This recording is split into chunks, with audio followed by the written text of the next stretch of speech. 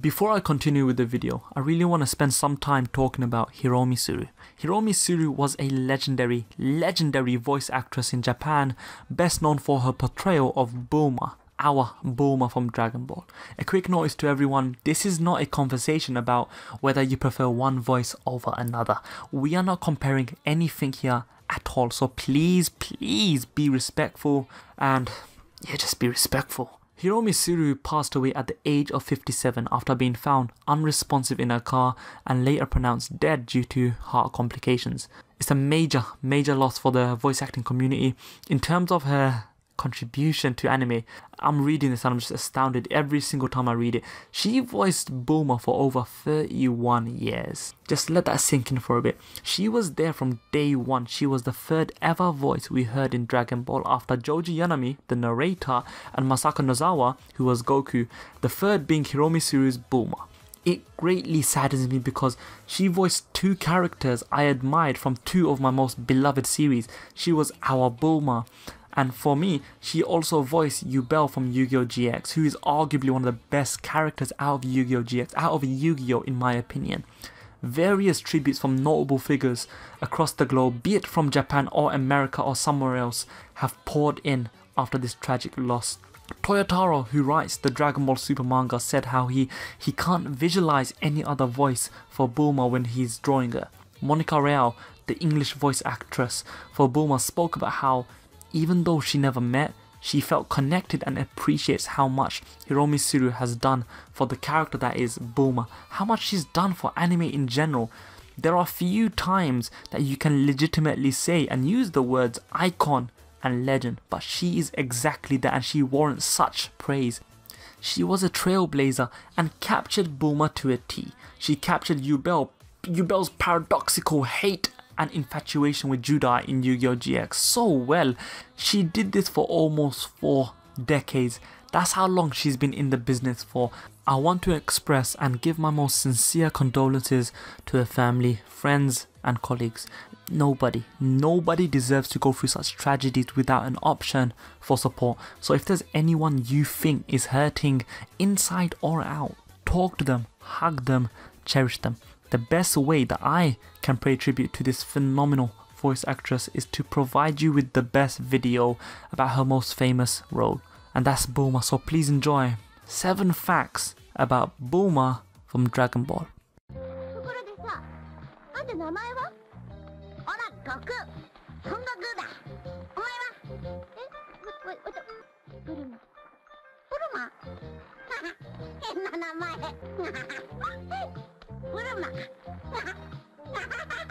Hello and welcome to Dimsy's Domain. Let's talk about Bulma's name. Bulma's family name is not brief. She doesn't have a last name. It is simply her father's name, and her being called Bulma Briefs is a dub change. This is further reinforced in Dragon Ball Super when they address her as Dr. Bulma. The Brief family, Dr. Brief, Mrs. Brief aka Panchi, Tice, Bulma, Trunks and Bra are all name puns of underwear. However, let us delve deeper into the name of Bulma. Bulma's name is a pun on the western garment of bloomers. In Japanese, the enunciation of Bulma is Buruma, and phonetically if you were to spell that out, it is B-U-R-U-M-A. Over here in the West, it has been pronounced Bulma and spelt B-U-L-M-A. The spelling of bloomers, B-L-O-O-M-E-R-S, is first seen in 2009 where Toriyama drew an illustration of Bulma as a model wearing a jacket and a miniskirt, and across her chest it read bloomers, B-L-O-O-M-E-R-S. But this was exclusive to Japanese fans who purchased the Dragon Ball DVDs where Bulma was a model for a Japanese only Doriyama set. There was approximately 25 years between the initial manga illustration showing Bulma's name as B-U-L-M-A, Bulma, and the previously mentioned illustration for the new romanization illustrated as Bloomers. The first time international fans saw the illustration of the new romanization, the new phonetical pronunciation for the name Bulma to Bluma, is in an appearance for the official Dragon Ball 30th anniversary website launched on January the 1st, 2015 to celebrate the new year. in terms of translating the name, the correct name for Bulma from Japanese to English, her name should have been Bluma, but because Toriyama wrote her name in English on pieces of clothing illustrated in the manga, we have taken it as Bulma. Some say Bulma, some say Bluma. There's no need to argue, as there's more important things in life. A funny tidbit is that if you look at the title of the first chapter, the very first chapter of Dragon Ball, which is called Bulma and Son Goku, when Japanese fans opened that up and read the chapter for the first time, nobody would have guessed it's the name of a young girl. Instead, they would have been confused and thought, oh, it's a chapter about, or a story about athletic shorts and the Monkey King. Additionally, you'd expect a girl who's named after athletic shorts, i.e. bloomers, to be a Japanese schoolgirl wearing bloomers, right? Right? In typical Toriyama fashion, she is a Western girl who wears panties. In fact, Bulma has never been seen to be wearing any form of bloomers. She's always been wearing panties, and that's just weird, but it's Toriyama. But as stated earlier, there's no point in arguing about names or would-be names. During early drafts of her design, Bulma was supposed to be called Pinchy, and in the Harmony Gold dub, they changed her name completely from the established Bulma or even Bluma to Lina. Yeah, no. Good thing that never happened.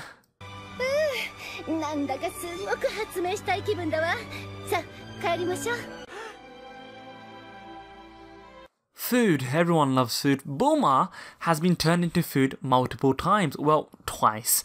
The first time in Dragon Ball, where Monster Carrot or Boss Rabbit turned her into a carrot. The second time being during the Majin Buu arc of Dragon Ball Z, where Super Buu turned her into a chocolate and devoured her. On the subject of food, it has been stated that Bulma's favourite food is strawberries. According to the Super Exciting Guide, Bulma's initial wish was for a lifetime supply of strawberries. This could explain why she proposed an ice cream sundae with strawberries to Beerus and Whis in the movie Resurrection of F. As mentioned earlier, Bulma was turned to chocolate before. In the series, Bulma has been killed twice so far.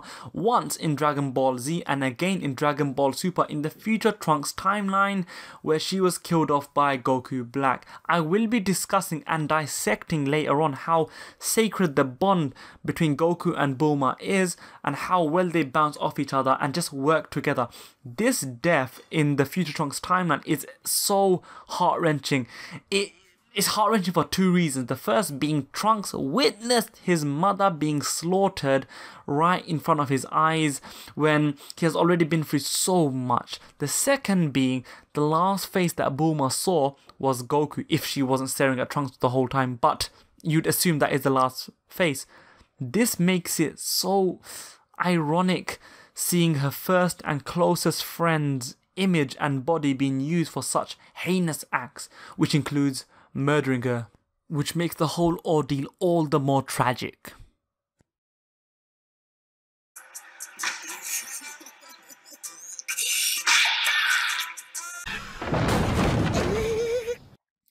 Bulma's design went through a lot of design changes before Akira Toriyama settled on the final design, which debuted in the Dragon Ball manga.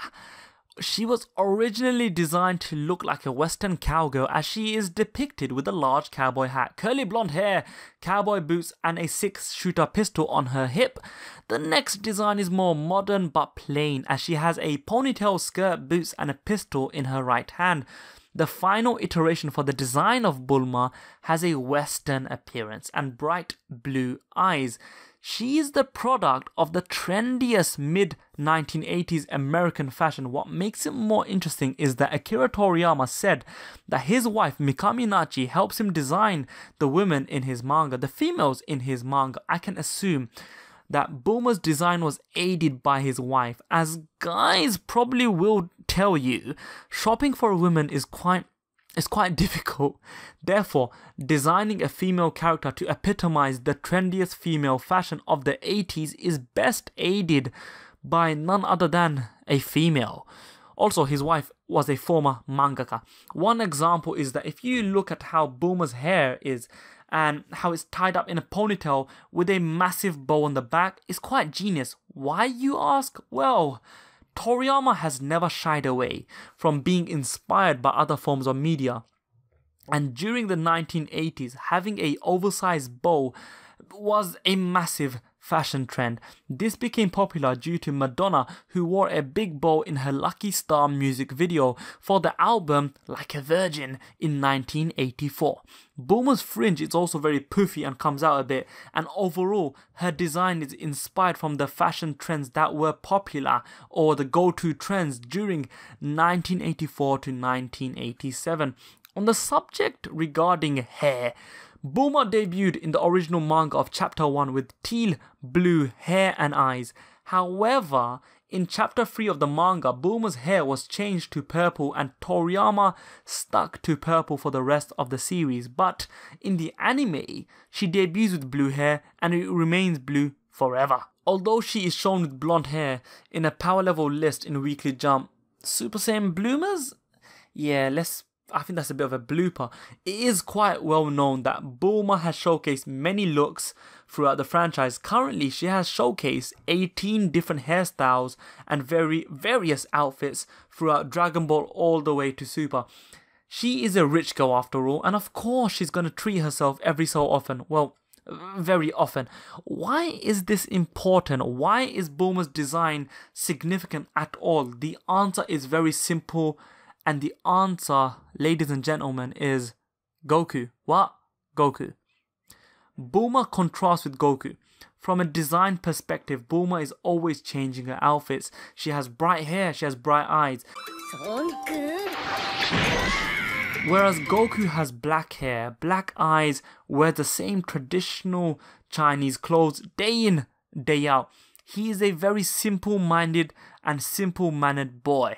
Now, regarding other qualities, I'll explain that later and how that is also significant. But Bulma and Goku are the complete opposites of each other from a design and stylistic point of view, and it really works, and subliminally it prepares the audience for many things which I'm going to go into more detail later on.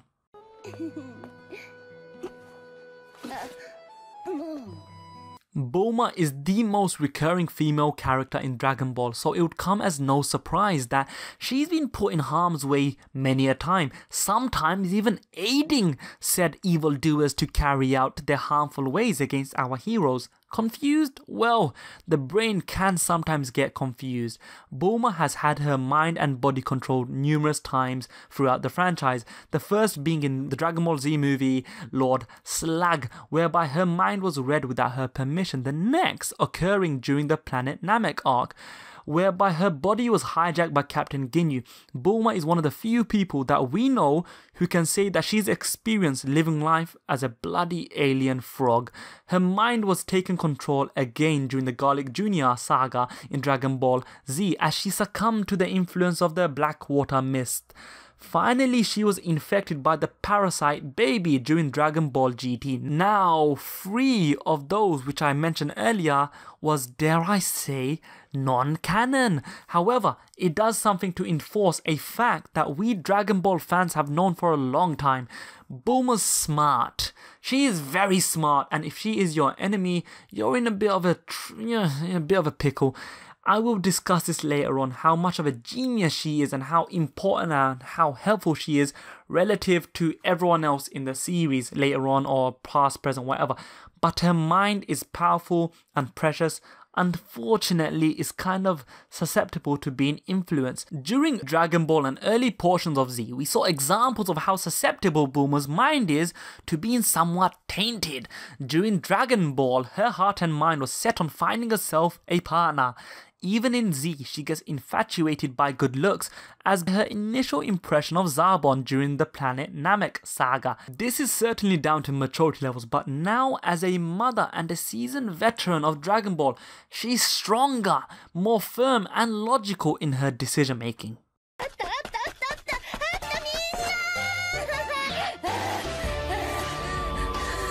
Bulma is a smoker. She is seen smoking on the cover pages, well, certain cover pages of Dragon Ball, which is a tad weird as she would have been around 16 or so. She's also seen smoking throughout the unedited versions of Dragon Ball as well as in Dragon Ball Z during the Great Saiyaman saga. However, if you think about it, Bulma has been through quite a bit. She's been through so much. Before I continue, kids, teens, or old people, do not smoke. It's a horrible habit with terrible consequences, so please smarten up and avoid it. That's my no stop smoking ad finished. As stated earlier, Bulma has had it difficult. Her sister Thais left when she was very young. She was exposed to such a crazy, dangerous world, and it only got weirder and even more dangerous after she met Goku. Being the daughter of one of, if not the wealthiest man in the world, she could have lived a very pampered life. So it's very fair to say that the character of Bulma has been through a decent amount from a young age and is consistently increased in terms of danger levels as she's aged. She's gone to an alien planet in Planet Namek and she was even turned to chocolate. Speaking about her father is quite the notable chain smoker. Dr. Brief's smoking habits could have influenced Bulma to take up smoking, but as stated earlier, stop smoking. Don't smoke. It's not good. Please. Thank you. I hear you, but my name is Bulma. Bulma is literally Sarah Connor.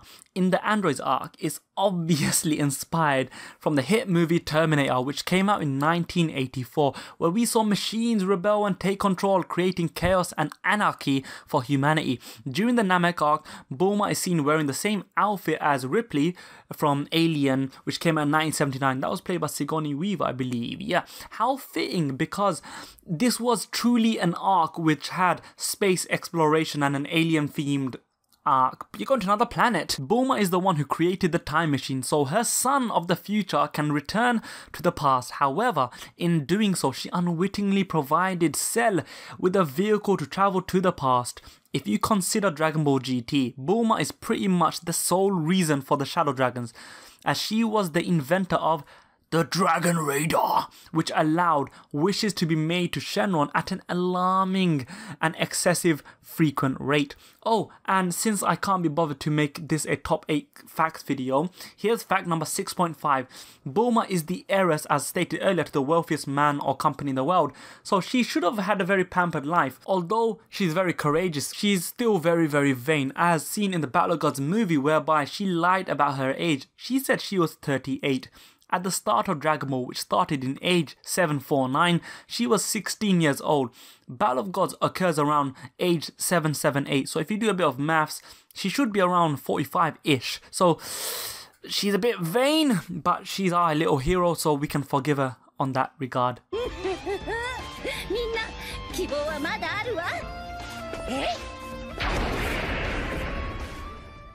I made a video long ago talking about how to make Bulma more relevant in Dragon Ball Super, and lo and behold, many of those points I mentioned were actually implemented into the series, such as time travel, etc. I want to make one thing crystal clear. Bulma isn't just the most important female character in the series, no. Bulma is in fact the most important character in Dragon Ball, period. Bulma is the most reoccurring female character as mentioned earlier, and from the get-go she's paired immediately with Goku. I mentioned earlier as well, in terms of a design perspective, they are the opposites. And let me just quickly reiterate, the spoiled, fancy dress, western looking girl who is very conscious of her appearance and is always looking for shortcuts as she uses technology to the fullest is called Bulma. And she meets a very plain looking boy with black hair, black eyes, dressed in traditional Chinese clothing, a simple boy called Goku. They truly are the opposites of each other, not in a way where it's detrimental to each individual's progression. They are not each other's antagonists by any means. Instead, they bounce off each other. They utilize each other's strengths and cover the other's weaknesses.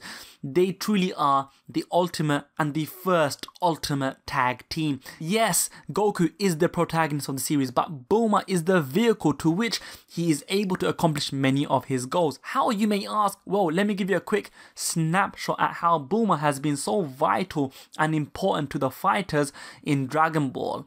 Arguably, the most important thing that she's ever done was to invent the Dragon Raider. There will be no Dragon Ball, Dragon Ball Z or Super without the Dragon Raider.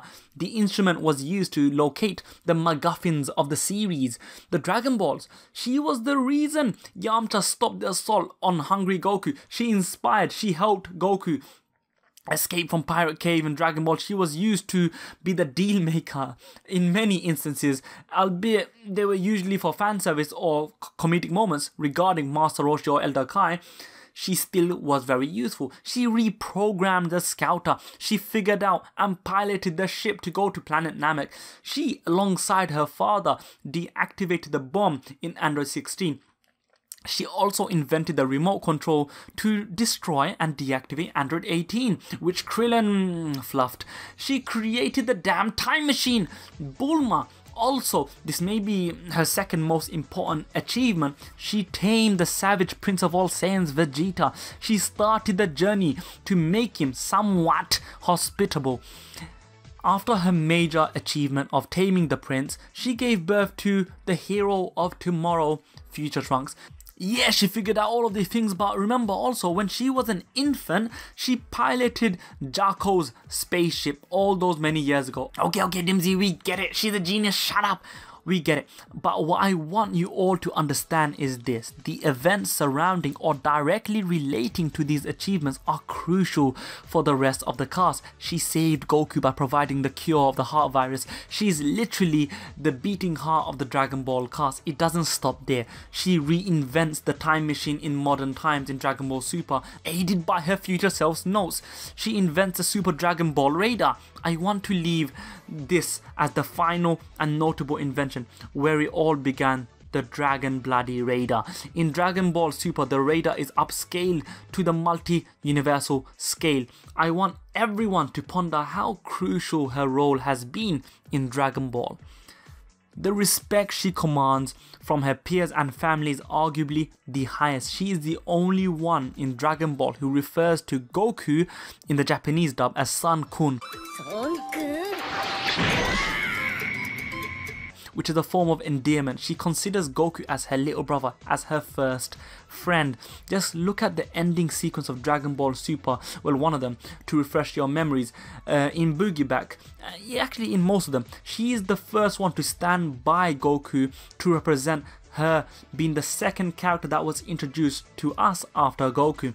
The ending sequence Boogie Back is another visual representation of her influence to all the characters in Dragon Ball. Heck, look at Dragon Ball GT. She even helped Vegeta achieve Super Saiyan 4. As hard-headed as Vegeta is, he understands that his family drives. His family is the most important thing that drives him forward, and most importantly is Bulma, which galvanizes him. Dr. Bulma, the woman who guided the wonderful and the wandering little boy named Goku and softened the heart of the vicious Prince Vegeta. What impressions has she left on you throughout your time watching Dragon Ball Super? So make sure you comment them down below. It's been quite a video, and it was quite the long script to read, and I do hope you enjoyed it. So please make sure to comment whatever you want down below. Remember, as I said earlier in the beginning of the video, keep it respectful, and make sure you like, share this video out. You may now exit Dimsy's domain. Thank you, goodbye, and take care of yourself.